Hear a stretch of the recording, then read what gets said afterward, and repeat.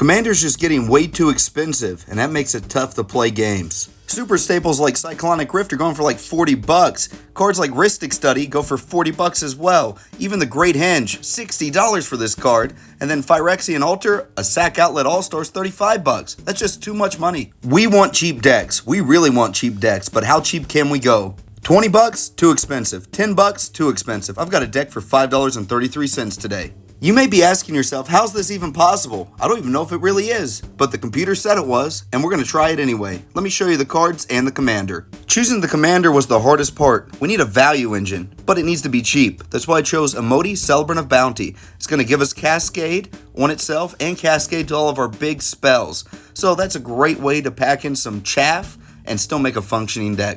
I'm going to touch on all the major parts of deck building today: ramping, drawing cards, and paying off your strategy.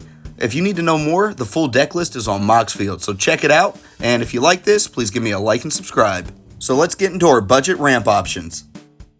2-mana ramp is typically too pricey for this type of build, but I have two cards that fit in. We got Cooling Oracle, which has been reprinted into Oblivion, and Explore. They're each going to let us get some lands into play. When I started putting this list together, I didn't realize how many 3-mana ramp spells that got one land were printed by Wizards of the Coast. We've got cards like Map the Waste, Beneath the Sands, and Growth Spasm. They're just going to get a land into play and give us some sort of small bonus. We even have some 3-mana permanents that are going to help us with the ramp. Cards like Omen of the Hunt, Elvish Rejuvenator, and Farhaven Health get us a land into play. Now, it was really tough finding budget options that got two lands into play, but I found two. Map the Frontier, the new Outlaws of Thunder Junction card, and Vastwood Surge do a great explosive veggies representation. Now you're thinking, there's a lot of ramp spells that are decent for a low cost, but what about drawing cards? That's an expensive thing to get into a deck. It's not that expensive. Let me show you.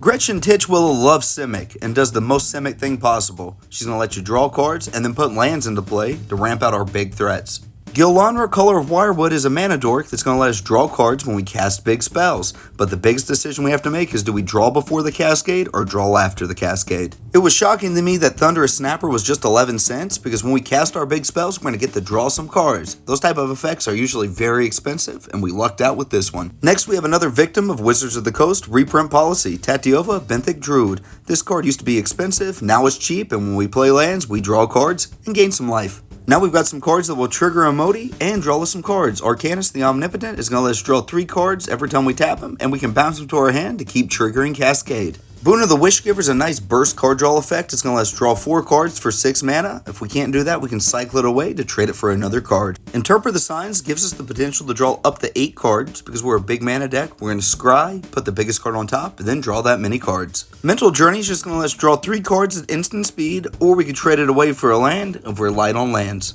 Yet again, we have another card that shocked me by being so inexpensive. That's Prime Speaker Zagana. This card's going to come in, get huge, draw a ton of cards, and maybe be an attacking threat. Now for the last piece of card draw I'm going to mention in the video. Don't worry, we have a lot more and they're all listed on Moxfield. Is Sphinx of Magosi. It's a 6/6 flyer that can draw us some cards and get bigger when we draw those cards. I bet you were shocked we had so many budget ways to draw cards. Now you're thinking, what kind of threats can you even play? And I'll be honest, they're not as good as more expensive cards, but they might have a little bit of power to them. Not much, just a little bit. Let me show you.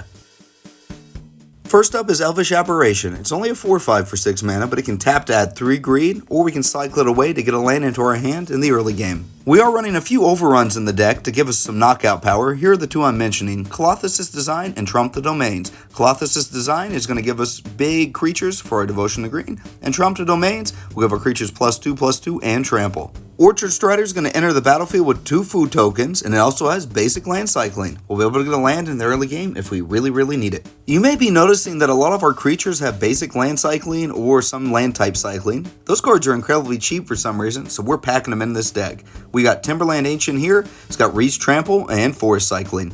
We even have a few big creatures that already come with Cascade to give us double Cascade with Imoti. One's Annoyed Altasaur and the other's Maelstrom Colossus. They're both decently sized and they give some extra cards. Greater Sandworm's got some questing beast-like text. It can't be chump blocked, and it's a 7/7. Also, you can cycle it away. Seems to be a theme in this deck. Hey, look, another land cycler. Can you believe it? I can believe it. I built the list. It's Marauding Brinefang. It's got Ward 3 and Island Cycling. Nurturing Bristleback is another dinosaur for 7 mana that comes with an extra body. It's a 3/3 token. Not bad to have. And it cycles.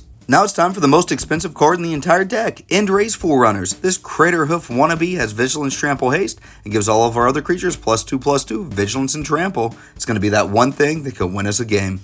Giant Ankeg is another good one for a budget. It's got Trample and Ward 2, and it gives all of our other creatures Trample and Ward 2. It's also an 8/8. Now onto the last card I'm mentioning in the video, Sandworm Convergence. It's an 8-mana enchantment that makes it so we can't get attacked by flyers, and gives us 5/5 tokens at our end step.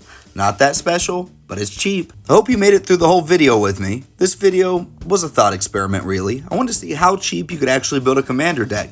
This deck seems like it's an affordable way to get into the format. It might be able to win a game or two in some lower power metas, but it doesn't really stack up to those 7, 8s, and 9s. I do have a challenge for you if you made it to the end. I want to see how cheap you can build a commander deck. Let me know what your commander is in the comments below.